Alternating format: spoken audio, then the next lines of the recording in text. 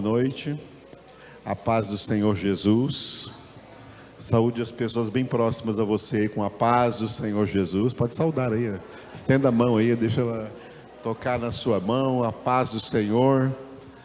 Que essa paz entre no lar daqueles que à distância estão nos acompanhando, em nome de Cristo Jesus.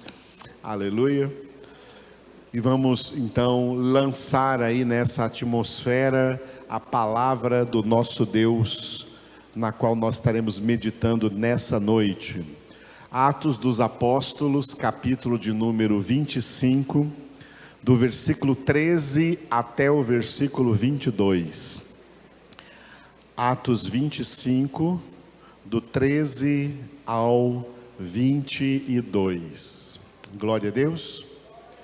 Vamos oferecer esse texto em oração pela vida de cada um de vocês aqui presentes, pela vida dos irmãos da nossa congregação que não estão presentes aqui hoje nessa congregação. O Senhor sabe onde estão e como estão e o que estão fazendo. E aqueles que à distância, de longe, também geograficamente aí nos acompanham, que essa palavra possa vir abençoando cada vida aí. Não se preocupe com nenhuma necessidade, porque Ele é poderoso para suprir cada uma delas em Cristo Jesus. Preocupe-se em ser fiel a Ele, em ser obediente à sua palavra, e o mais Ele fará. Aleluia. Então leiamos juntos em oração Atos 25, do 13 ao 22, todos. Passados alguns dias, o rei Agripa e Berenice chegaram a Cesareia a fim de saudar a Festo. Como se demorassem ali alguns dias, Festo expôs ao rei o caso de Paulo, dizendo: Félix deixou aqui preso certo homem, a respeito de quem os principais sacerdotes e os anciãos dos judeus apresentaram queixa, estando eu em Jerusalém, pedindo que o condenasse. A eles respondi que não é costume dos romanos condenar quem quer que seja, sem que o acusado tenha presentes os seus acusadores e possa defender-se da acusação. De sorte que, chegando eles aqui juntos, sem nenhuma demora, no dia seguinte, assentando-me no tribunal, determinei que fosse trazido o homem. E levantando-se os acusadores, nenhum delito referiram dos crimes de que eu suspeitava. Traziam contra ele algumas questões referentes à sua própria religião e particularmente a certo morto chamado Jesus, que Paulo afirmava estar vivo. Estando eu perplexo quanto ao modo de investigar estas coisas, perguntei-lhe se queria ir a Jerusalém para ser ali julgado a respeito disso. Mas, havendo Paulo apelado para que ficasse em custódia para o julgamento de César, ordenei que o acusado continuasse detido até que eu o enviasse a César. Então Agripa disse a Festo: eu também gostaria de ouvir este homem. Amanhã, respondeu ele, o ouvirás. No texto que nós lemos hoje, todo esse texto, nós vamos tirar aqui uma reflexão importante para as nossas vidas espirituais, que é o grande contraste existente, mas que muita gente não enxerga, entre, repita, religião versus vida.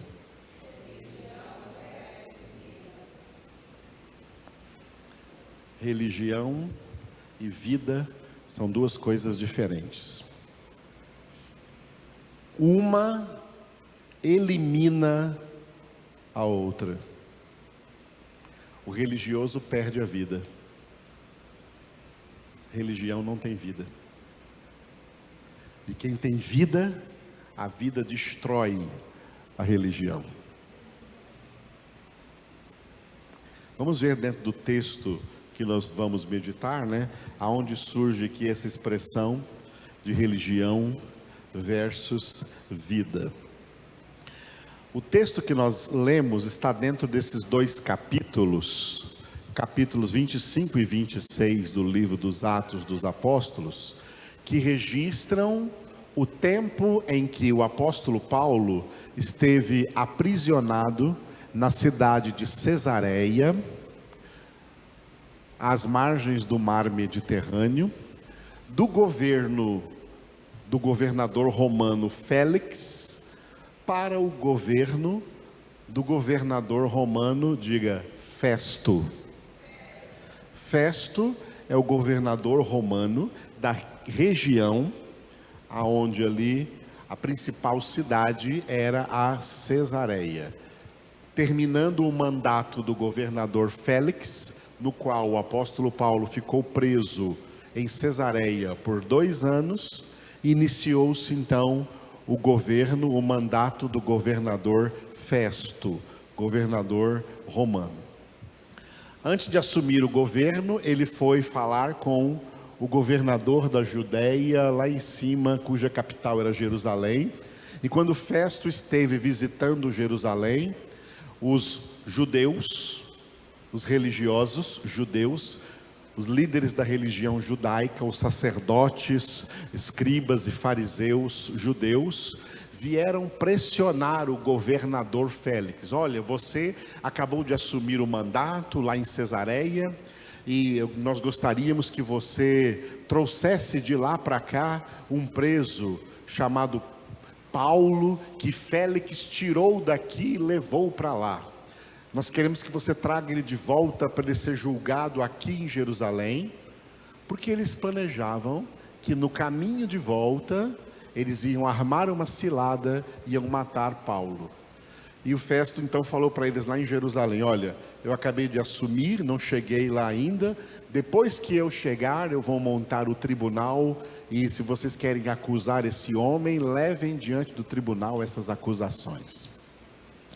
Festo então assumiu o seu cargo na cidade de Cesareia, e os judeus vieram trazendo acusações contra Paulo. Paulo teve a oportunidade de se defender, e o governador falou para ele: você quer que eu libere você daqui e entregue você para ser julgado no tribunal religioso dos judeus? Porque nesse tribunal Paulo seria com certeza apedrejado, como Estevão havia sido lá no capítulo 7.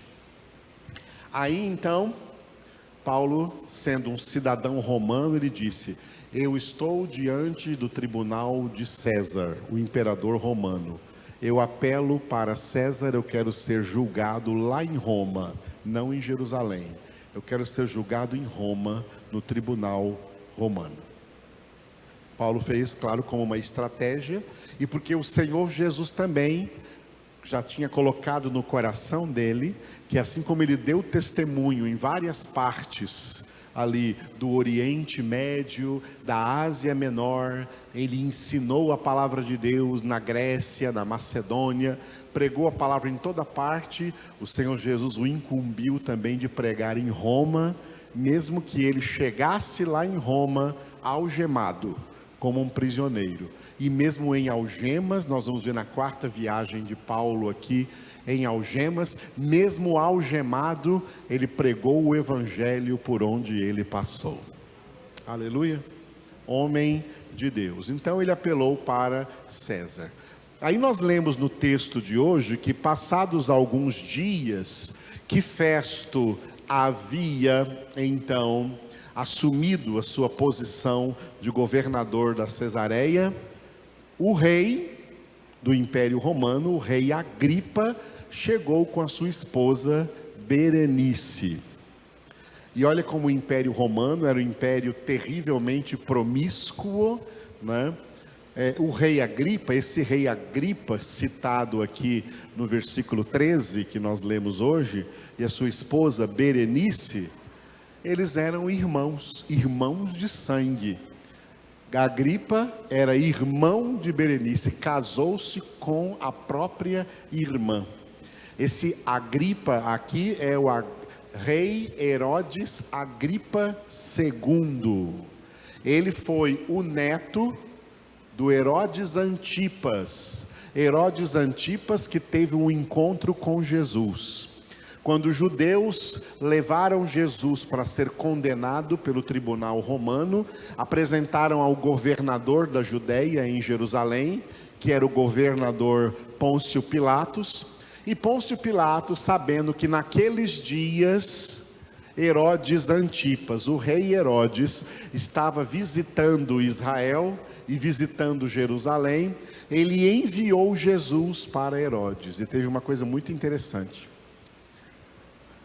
Jesus nem olhou na cara de Herodes, Jesus não falou uma palavra, nenhuma letra saiu da boca de Jesus, Jesus não falou nada diante de Herodes.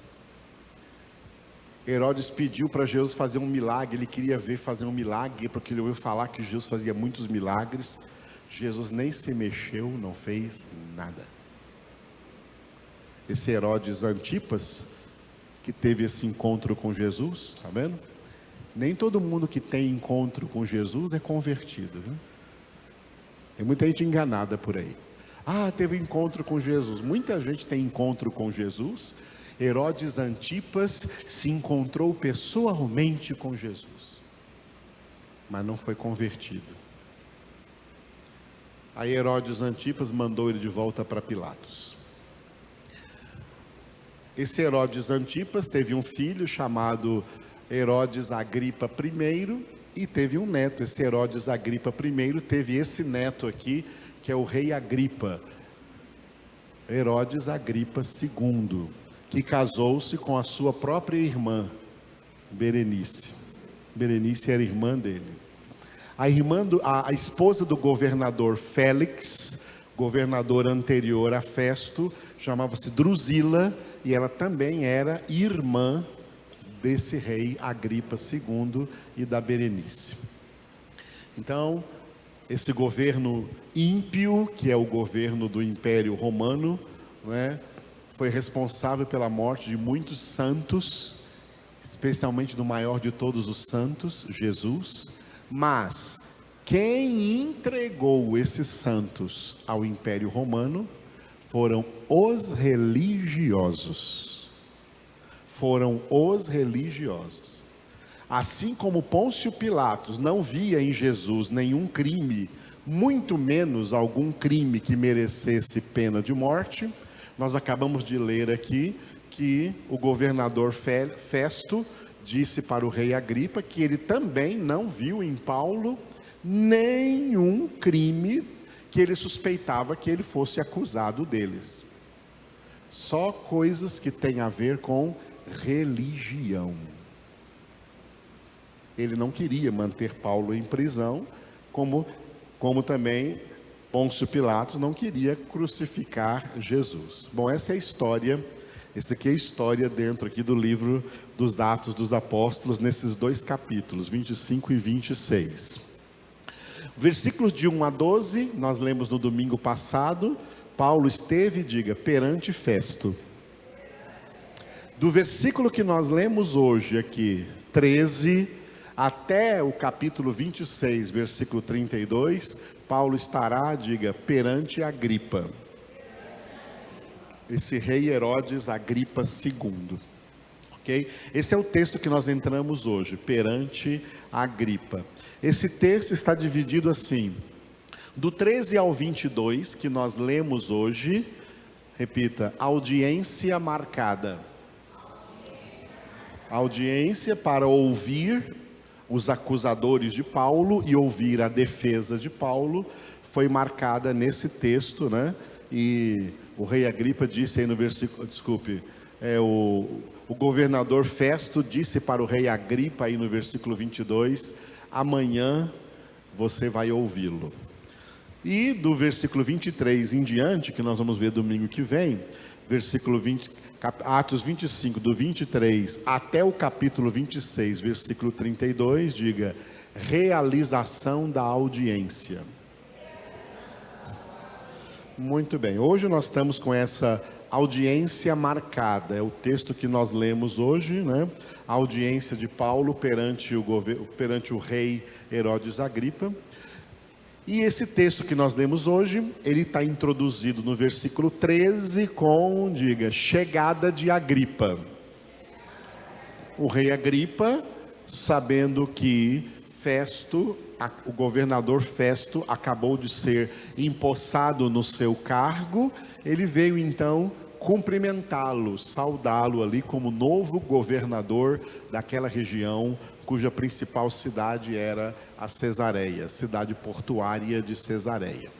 E os restantes dos versículos, do 14 ao 22 que nós lemos, foi, diga, exposição de Festo. O governador Festo expôs diante do rei Agripa a realidade que ele começou a enfrentar, de ter aí na prisão de Cesareia, um homem chamado Paulo, acusado pelos judeus aí de crimes, e os judeus queriam condená-lo. E aí Festo, né, ouvindo Paulo, viu que não havia nele crime algum. O que os judeus trouxeram? Versículo 19 é o nosso versículo de hoje.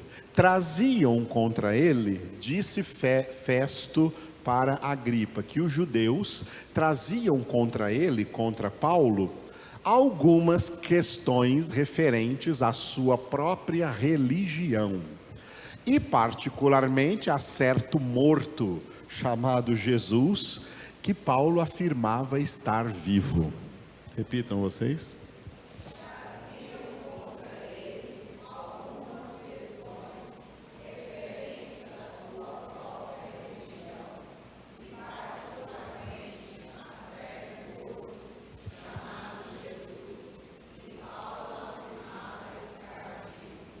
Aleluia, muito bem. Vocês estão vendo aí nesse versículo a palavra religião? Está aí nesse versículo a palavra religião? A palavra religião não existe na Bíblia. Ela não existe na Bíblia. E aonde você encontra na Bíblia, como nesse versículo e alguns outros, a palavra religião, ela está aí por uma péssima tradução, uma tradução errônea, uma tradução errada. Mas a razão dessa tradução errada, é por causa de um homem que existiu lá no passado, entre o século 3 e o século 4, olha, muito antigamente, um homem chamado Jerônimo. Jerônimo, que hoje é considerado na Igreja Católica Romana um santo, por isso na Igreja Católica eles chamam de São Jerônimo. Jerônimo foi um homem estudioso da Bíblia, que fez um bom trabalho. Ele dividiu todos os livros e epístolas da Bíblia em capítulos e versículos. Nenhum livro na Bíblia foi escrito com capítulos e versículos. Foi escrito texto corrido, texto direto, sem divisão de capítulos e versículos. E Jerônimo estudou a Bíblia e foi então dividindo os livros e as cartas em capítulos e versículos que nós temos hoje. E isso aí foi um bom trabalho que o Jerônimo fez, porque isso nos auxilia a estudar a Bíblia e a localizar os textos na Bíblia onde estão. Amém? Por isso a Bíblia está dividida em capítulos e versículos. Isso é um trabalho do Jerônimo. Mas o Jerônimo fez também um outro trabalho. Como naquela época em que ele viveu, a língua oficial do Império Romano, e o Império Romano estava ainda existindo, o Império Romano dominou desde 200 anos antes de Cristo até mais ou menos 300, quase 400 anos depois de Cristo. Foi a duração do Império Romano. E nessa duração do Império Romano, o imperador romano César decretou uma lei que todas as nações estrangeiras que fossem colônias do Império Romano deviam falar o latim que era a língua oficial do Império Romano. Por isso, quando Jesus morreu na cruz, estava escrito Jesus Nazareno, rei dos judeus, em 3 línguas. Estava escrito na língua aramaica, que era a língua que os judeus mais falavam, na língua grega, que os judeus aprenderam a falar quando eles foram conquistados pelos gregos, na época de Alexandre o Grande, e estava escrito em latim. Jesus Nazarenos Rex Iudeorum, Jesus Nazareno, rei dos judeus, escrito em latim, porque o latim era a língua oficial do Império Romano, e como naquela época Israel era colônia do Império Romano, eles eram obrigados a aprender o latim e falar em latim. Na época de Jerônimo, ainda era vigente na terra o Império Romano dominando muitas nações. Então, o que o Jerônimo fez? Ele pegou os 66 livros da Bíblia e traduziu para o latim. Traduziu o Antigo Testamento do hebraico para o latim e traduziu o Novo Testamento do grego para o latim. Essa tradução ficou conhecida como a Vulgata Romana. Vulgata vem de vulgar, vulgar significa uma linguagem fácil. Foi uma espécie de Bíblia na linguagem de hoje que ele tentou fazer. Uma Bíblia numa linguagem mais fácil, então ele usou o latim, e aí saiu então essa Bíblia chamada Vulgata Latina. As nossas Bíblias aqui no Brasil, em português, elas vêm das traduções de um português, um homem português aí de Portugal, que se chamava João Ferreira de Almeida. E o João Ferreira de Almeida traduziu as Bíblias do latim para o português. O João Ferreira de Almeida não traduziu do hebraico para o português, o Antigo Testamento, e nem do grego para o português, o Novo Testamento, não. Ele pegou a Vulgata Latina do Jerônimo e traduziu do latim para o português. Só que a tradução no latim que o Jerônimo fez tem certas palavras que, ao invés dele traduzir, ele substituiu. Ele não fez uma tradução, ele fez uma substituição. Ele tirou a palavra que estava lá no texto original e colocou uma palavra do latim. Latim é uma língua mãe, como o hebraico é uma língua mãe, como o grego é uma língua mãe. O que é uma língua mãe? É uma língua que dá origem a outras línguas. Mas ela não somente dá origem a outras línguas, como ela também dá significado às palavras. Ela dá significado a cada palavra. A palavra religião, ela não é filha do hebraico. O hebraico é uma língua mãe, mas não é mãe da palavra religião. A palavra religião não é filha da língua grega. A língua grega é uma língua mãe, mas ela não é mãe da palavra religião. A palavra religião, ela nasceu da língua latina, o latim que era falado no Império Romano, que hoje é uma língua morta, que que hoje só existe, às vezes, nos estudos de direito, aí quem faz direito tem muita coisa ali em latim, quem entra por esse lado do direito, né, do judiciário, tem muita coisa aí de latim, e existem por aí igrejas católicas mais arcaicas, onde os padres celebram as missas católicas em latim, tá? Em latim. Só aí que é usado o latim. Hoje é uma língua morta, não é uma língua falada mais em lugar nenhum. Mas ela deu origem a certas palavras, e uma dessas palavras foi a palavra religião. A palavra religião. A palavra religião do latim, ela vem do verbo religare. O verbo religare no latim é o verbo religar. É o verbo voltar a ligar. E o significado que o latim dá para essa palavra religar é o seguinte: se o homem se afastou de Deus, se o homem se desligou de Deus, só o próprio homem pode se religar de novo a Deus. Entendeu isso? Se o homem se desligou de Deus, só o próprio homem, ninguém mais, nem Deus, só o próprio homem é que pode se religar de novo a Deus. E de religar veio a palavra religião.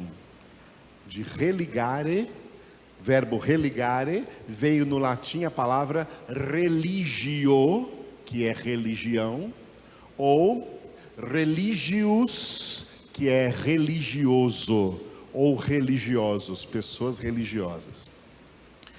Todas as religiões que existem no mundo, todas umas diferentes das outras, todas elas são uma tentativa frustrada, humana, uma tentativa inútil do homem tentar se justificar, do homem tentar limpar a sua consciência, do homem tentar se reconciliar com Deus pelos seus próprios esforços, pela sua própria força, pela sua própria imaginação, pelos seus próprios sacrifícios. O homem pensa que é ele que tem que fazer alguma coisa para merecer salvação. Isso é religião. Por isso, religião não é de Deus. Religião é uma das armas mais poderosas com as quais Satanás engana multidões de pessoas, porque essas pessoas pensam que pela sua religiosidade elas estão salvas. Nós não somos salvos por religiosidade, nós somos salvos por Jesus. Não somos salvos por uma religião, somos salvos por uma pessoa, a pessoa de Jesus. Eu vou repetir porque o diabo odeia isso. Não somos salvos por uma religião, somos salvos por uma pessoa. A pessoa se chama Jesus. Somos salvos por Jesus. Alguém é salvo por Jesus? Somos salvos por Jesus. Somos salvos por Jesus. Somos salvos por Jesus. Somos salvos pela pessoa de Jesus. Pode aplaudir. Aplauda Jesus. Diga glória a Jesus. Glória a Jesus. Glória a Jesus. Glorifica o Senhor. Nós não somos salvos por uma instituição, nós não somos salvos por uma denominação, nós não somos salvos por uma organização religiosa, Nós não somos salvos por uma legislação religiosa. Nós não somos salvos por regras religiosas. Nós somos salvos pela pessoa de Jesus. E como Paulo anunciava a pessoa de Jesus, os religiosos se levantaram contra ele. Porque toda religião é anticristã. Vocês pensam que o anticristo que virá à terra será um homem sem religião?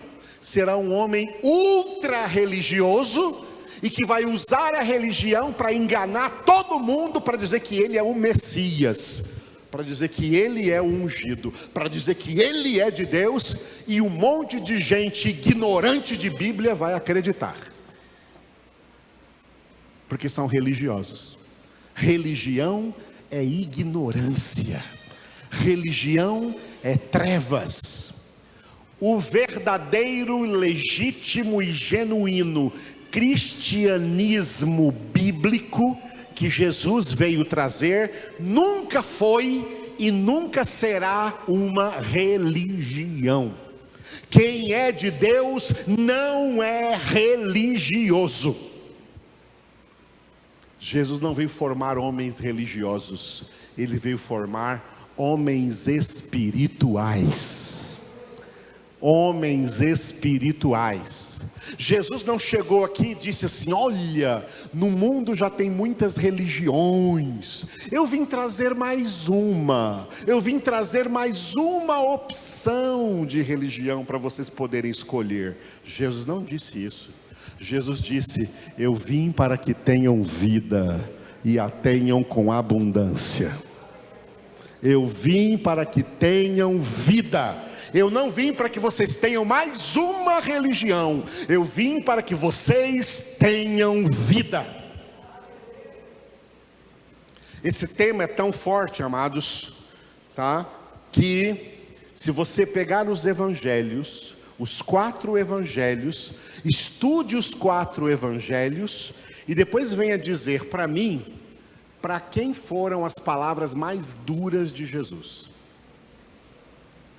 As palavras mais duras de Jesus não foram para publicanos eram políticos, não foram para pecadores, não foi para adúlteros, não foi para prostitutos ou prostitutas. As palavras mais duras de Jesus foram para os religiosos.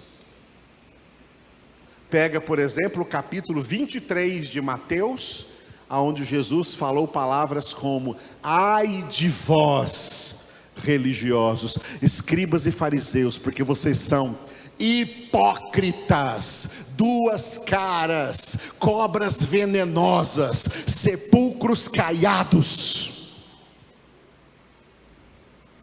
Foi para um homem considerado altamente religioso, considerado um homem de Deus, Nicodemos, que Jesus disse: se você não nascer de novo, não pode ver o reino de Deus. Foi para outros religiosos importantes, assim como Nicodemos, que em João capítulo 8, Jesus disse na cara deles: eu sei quem é o pai de vocês, o pai de vocês é o diabo. E eles falaram: não, que isso, nós somos homens de Deus, nós temos um só pai que é Deus. Jesus disse para eles: se Deus fosse o pai de vocês, vocês não estavam querendo me matar, vocês me amariam, porque eu procedo de Deus. Mas vocês querem me matar, porque vocês são do diabo, que sempre foi um homicida desde o princípio. Para quem Jesus disse isso, amados? Religiosos. Foi para religiosos que Jesus disse isso.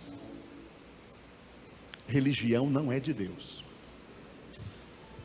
Por isso que eu falo para vocês, quando eu preencho uma ficha em algum lugar e pede lá religião, eu escrevo com todas as letras maiúsculas assim: nenhuma Às vezes tem alguém que me conhece, mas o senhor não é pastor? Você tem que colocar em religião evangélico.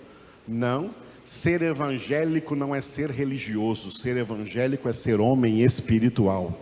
Se algum evangélico é religioso, já desviou do evangelho, já desviou de Cristo, já perdeu a graça, já decaiu da salvação. Quando o cristianismo é transformado numa religião, ele vira catolicismo. E isso que está acontecendo com o protestantismo hoje. Quando vira uma religião meramente ritualística, cada um com os rituais referentes à sua própria denominação, porque isso é bem aceito pelo mundo, porque isso é bem aceito por Satanás, só não é bem aceito por Deus. Deus que diz assim: esse povo só me honra com os lábios, mas o seu coração está longe de mim. Em vão me prestam culto, porque tudo o que eles fazem é obedecer a regras, a leis de homens. Leis de homens ali são leis religiosas, regras religiosas impostas por cada instituição religiosa. E hoje, inclusive, por cada denominação protestante que tem o seu próprio livro de regras. Perguntem para mim qual é o livro de regras que eu tenho para vocês. O único livro de regras que eu tenho para vocês é esse aqui, ó. Bíblia Sagrada. Receba, obedeça, creia e viva a palavra de Deus. É isso que a igreja de Cristo tem que proclamar sobre a terra. E não uma doutrina da igreja para as pessoas obedecerem. Não tem que obedecer a Bíblia, obedecer a palavra de Deus. Quando você vê, como nesse versículo, a palavra religião, no texto original não estava escrito a palavra religião. Eu vou dizer para vocês a palavra que estava escrita. Antes de dizer desse texto aqui, vou dizer de Tiago, capítulo 1. Em Tiago, capítulo 1, quando aparece lá a palavra religião, quando Tiago fala assim, a religião sem mácula, pura, tal. Tiago não escreveu em latim, por isso ele não escreveu a palavra religião. Tiago escreveu na língua grega, e a palavra grega que ele escreveu foi treskeia. Treskeia é a palavra grega que Tiago escreveu. E essa palavra traduzida para o português é adoração e não religião. Jerônimo, quando traduziu o Tiago, quando ele viu a palavra treskeia, ele sabia que treskeia era adoração e ele substituiu por religião. E a palavra adoração existe no latim. Quando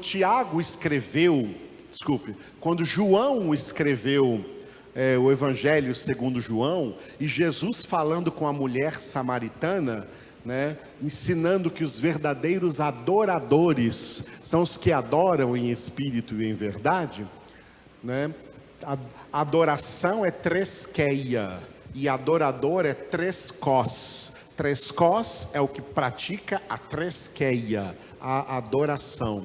Jerônimo, quando traduziu João, ele escreveu adorators, que são adoradores, que adoram o Pai em espírito e em verdade. Porque em latim existe a palavra adoratio, que é a adoração. Ele poderia pegar lá em Tiago, e onde ele viu treskeia, escrever adoração, aí seria a tradução correta.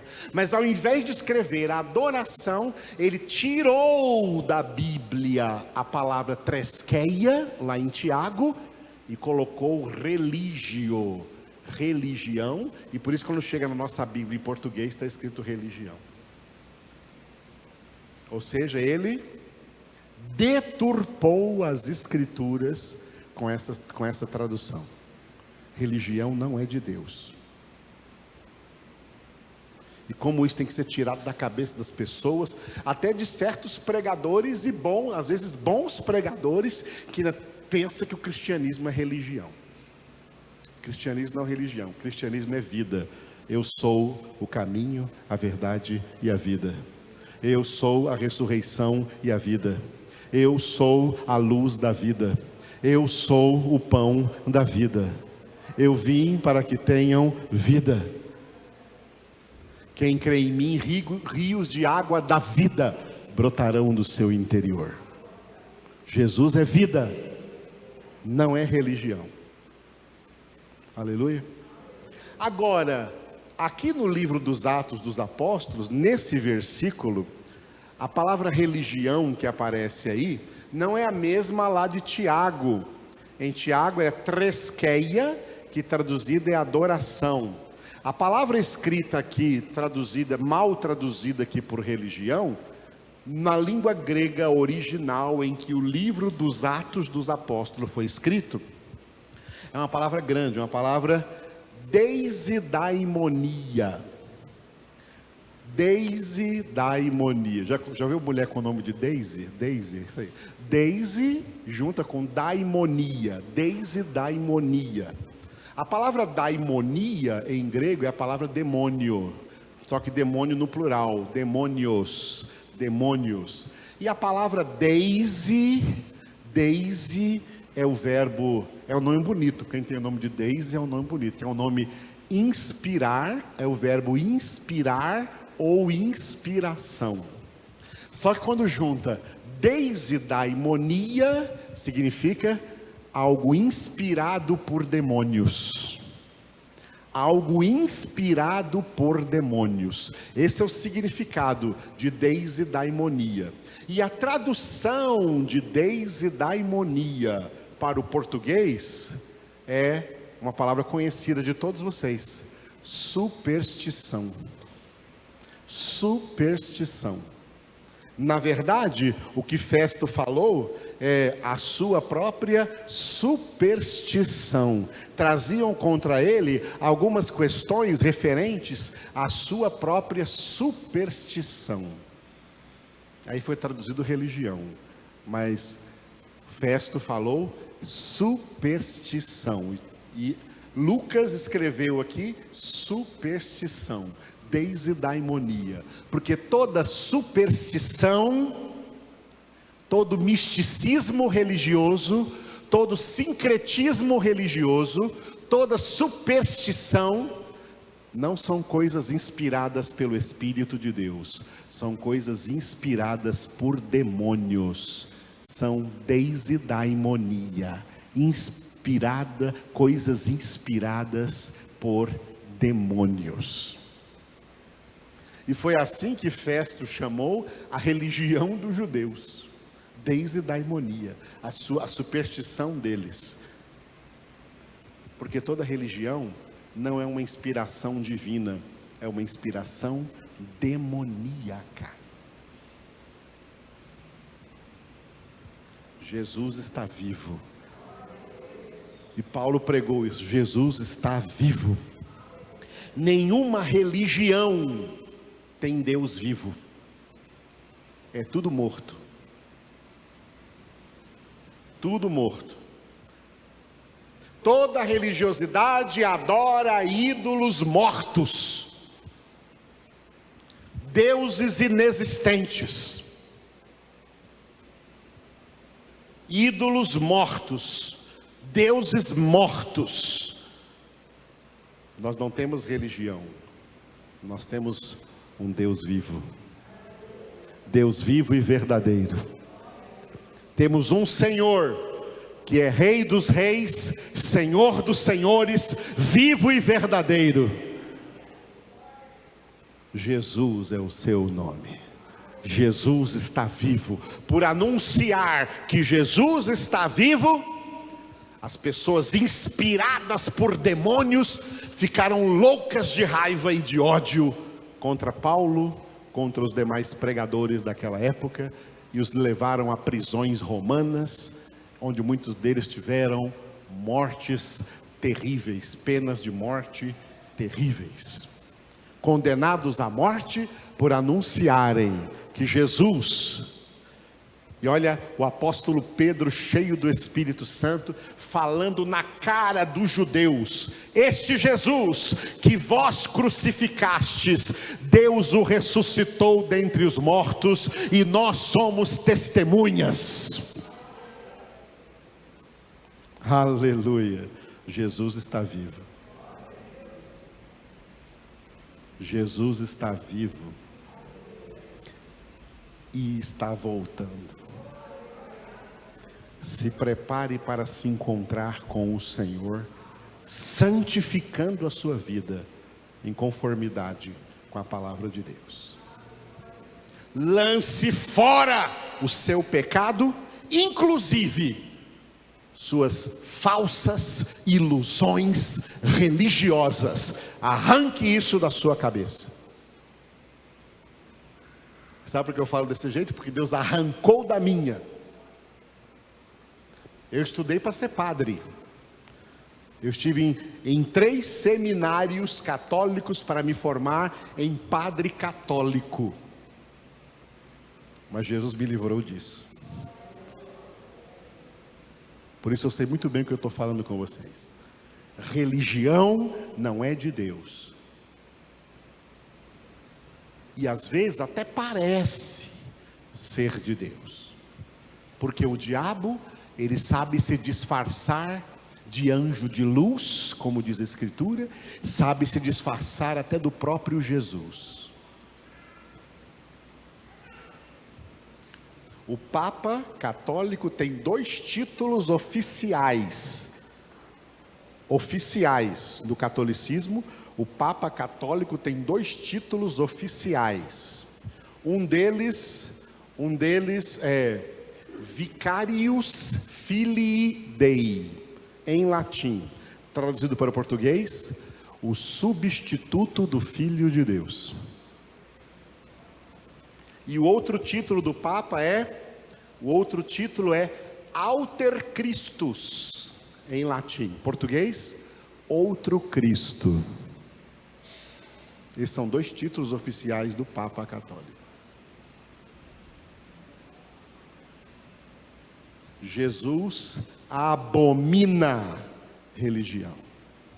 Nós não precisamos de nenhum substituto de Jesus, nós não precisamos de outro Jesus, nós só precisamos do verdadeiro Jesus. Jesus Cristo é o Senhor, e todo joelho vai se dobrar, no céu, na terra e nos infernos, e toda língua confessará, para a glória de Deus Pai, que Jesus Cristo é Senhor. Confesse hoje. Confesse hoje. Não fique de pé e deixe essa voz sair. Confesse hoje: Jesus Cristo é Senhor. Mais forte. Meu Senhor, agora diga. Diga para o seu irmão: Jesus Cristo é o teu Senhor. Como igreja de Deus, que não é religião, levante a sua mão direita bem alto e diga: Jesus Cristo é o nosso Senhor. Pode aplaudir a Ele, que Ele é digno.